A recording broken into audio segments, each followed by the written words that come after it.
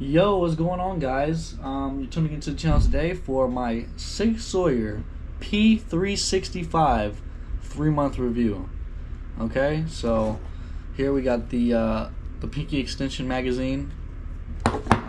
We got the actual firearm itself, cleared, nothing in the chamber. Okay, and yeah, this is just going to be my 3-month review. I've had it for 3 months. I bought it just before Christmas. It is currently March. So let's get right into this review. So first things first, right? It feels really well in my hands. I have small hands, and this just fits absolutely perfect into my hands. So especially with the Pinky Extension, right? Fits absolutely amazing. So let's talk about, so I've seen a lot of people were stating that after maybe about a month their magazine wears out and it's no good anymore. This magazine, you know, it works absolutely perfect, absolutely just as good as the first day I bought it. You know, the spring's not as springy, but that's actually a good thing because this thing used to be incredibly hard to get 10 rounds into this magazine. But now it's absolutely no problem. So yeah, magazine is no problems with it, no issues with the magazine. I've taken it to the range twice now. Both times everything cycled amazing. We had one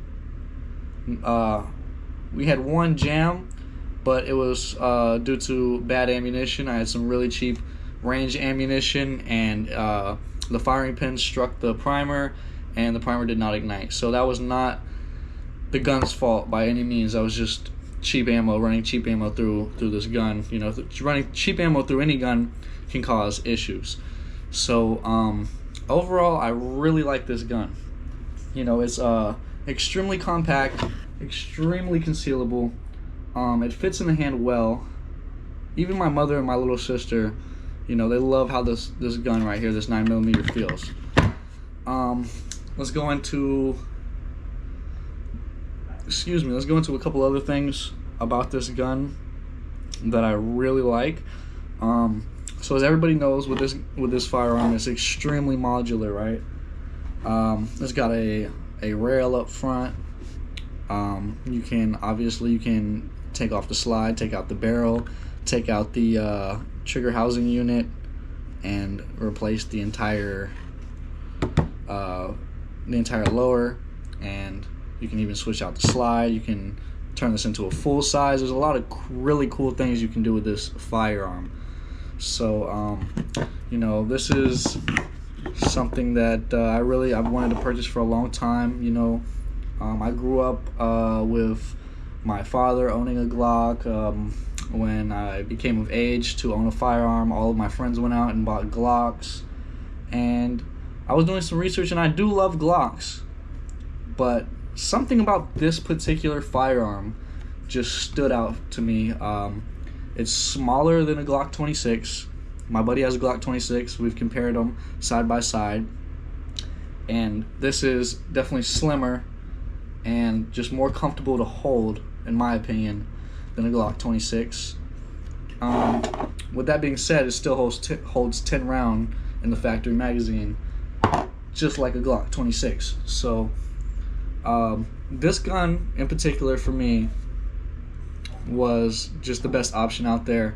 Another thing that I would like to go over real quick, going off of the mag issue that I've heard about, is I've heard a lot of stories about people saying that this gun will fire on its own, and you know, there's been quite a few incidences where, let's say, police officers have had them in a locker and they shot by themselves without anyone handling them inside the locker.